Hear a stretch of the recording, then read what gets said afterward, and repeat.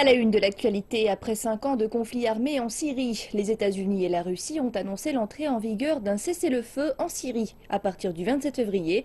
Cette interruption des hostilités ne concernera toutefois pas Daesh et le front Al-Nusra. Le président russe Vladimir Poutine appelle les différentes parties à respecter les termes de cet accord et a juré de poursuivre les efforts diplomatiques pour mettre un terme à la violence dans le cadre du cessez-le-feu.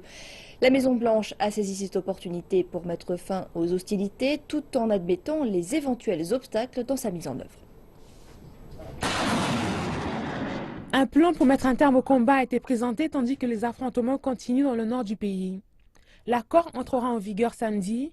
L'EI et le front Al-Nusra sont complètement exclus de l'accord de trêve, donc les attaques entre ces deux groupes continueront. Les autres partis qui espèrent être inclus dans l'accord doivent informer Moscou ou Washington à temps. Au plus tard, le 26 février 2016 à midi, toutes les parties combattantes en Syrie devront ratifier l'accord avec nous ou nos partenaires américains. Des soldats russes et américains travailleront ensemble pour établir une carte indiquant où sont positionnés les belligérants. Les forces russes ou de la coalition, dirigées par les États-Unis, ne lanceront pas d'opérations armées contre eux dans la République arabe syrienne. Lors de son allocution télévisée, le président russe a salué le plan. Je suis sûr que les opérations conjointes avec les Américains permettront d'amorcer la réconciliation en Syrie. Nous avons une réelle chance de mettre fin à un conflit marqué par la violence et les bains de sang. Le plan américano-russe fait l'objet de débats intenses et le président Barack Obama et son homologue russe Vladimir Poutine se sont parlé au téléphone.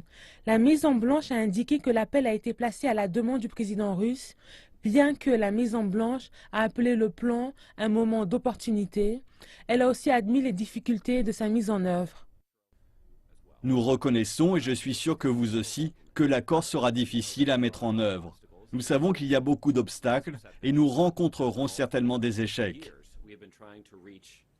Ils ont des raisons de s'inquiéter.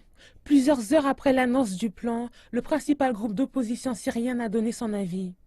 Il a accepté l'accord de cessez-le-feu si les conditions humanitaires sont respectées, c'est-à-dire la levée des sièges, la libération des prisonniers, la cessation de tout bombardement de civils, ainsi que la livraison de l'aide humanitaire.